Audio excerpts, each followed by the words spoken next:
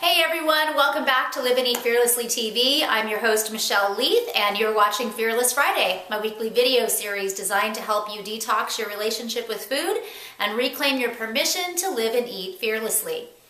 Now if you watched last week's video, we talked about the I can't because dialogue that's constantly going on inside of our heads without us even realizing it.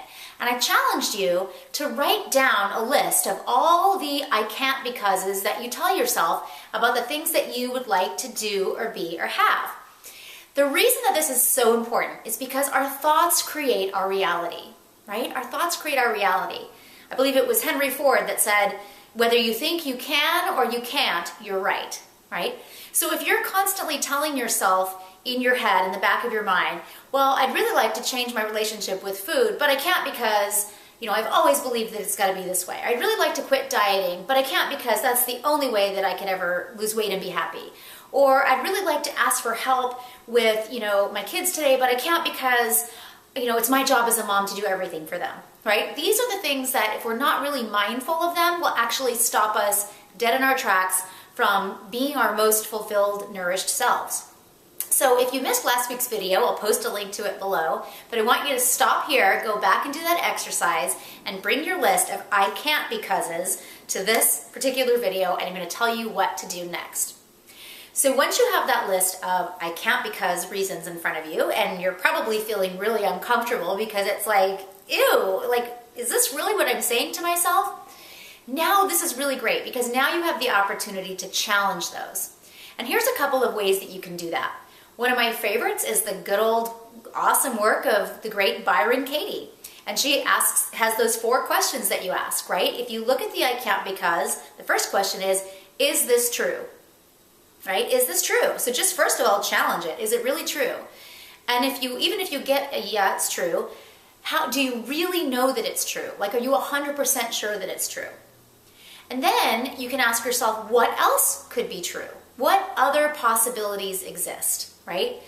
You might you might find that you're like, well, yeah, this is true because, I had this experience in the past. Well, then you can stop and say, okay, well, what's different about now than the time I had this experience in the past? What's different about this circumstance? What's different about me as a person, right? And is that perspective more empowering or less empowering than the I can't because reason that you got in the first place? So it's about just starting to tease these apart and starting to get really curious.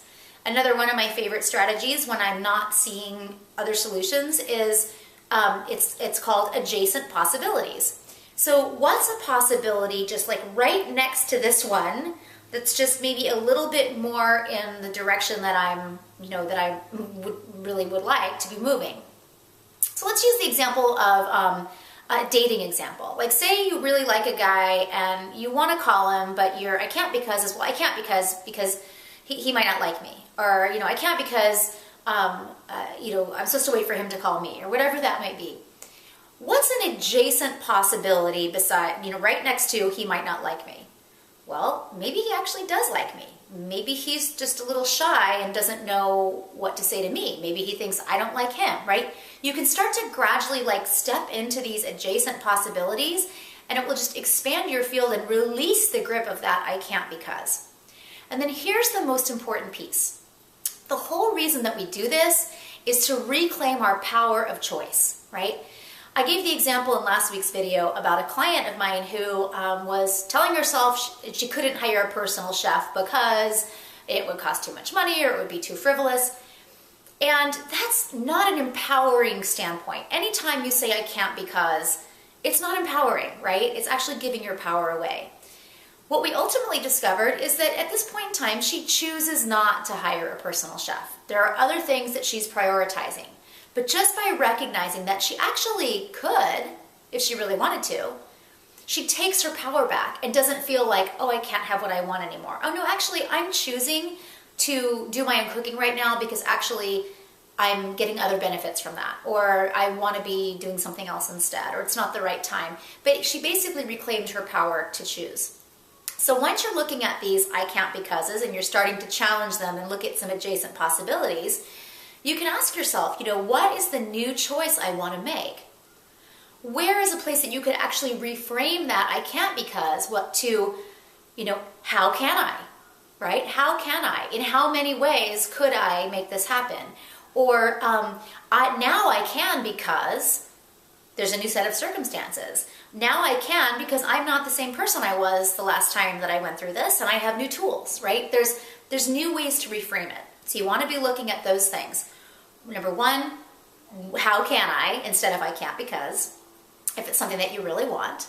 Number two, is this something that I really want? And if it's not, own that and be willing to own that choice so that you're in your power. And then number three, think of the new reasons why you can that are different, that help you to move forward. And again, just doing this will help to have you feeling more nourished about what's going on in your life, put you back in the driver's seat, bring you back into a place of like a possibility and feeling more relaxed, which is awesome for your metabolism. And you'll be surprised at what you can create in your life from that point. So I hope that that's helpful for you. I will see you back again soon. In the meantime, if these kinds of things are really becoming a challenge for you in your life, where you just are not able to get unstuck, you'd really like to have a different relationship with food, you'd really like to be kicking fear to the curb so that you can live your life in the most nourished way, and you're not able to do that on your own, maybe it's time for us to talk. I want to invite you to apply for a complimentary breakthrough session with me. I've got just a few spots opening up in my calendar within the next week, and all you need to do is click a link that I'm going to paste right below this video, fill out a brief questionnaire to let me know a little bit about what's going on with you, and if there's a way I can help you, I will absolutely be happy to hop on the phone with you and have a conversation. I really want to help you move forward. I really want to help you live and eat more fearlessly, and I'm absolutely certain that us getting on the phone for just 30 minutes is going to help you have a whole new viewpoint and outlook on just what's possible for you and some next steps for you to move forward. So go ahead and take advantage of that opportunity right now. Practice reframing your I can't because, as if you're telling yourself you can't get on the phone and talk to me because, for whatever reason, I want you to challenge that right now as well, because there's a really, really good reason why you can, and I'll be here waiting to talk with you. Until next week, have an awesome weekend, live and eat fearlessly, rock on, and I'll see you soon.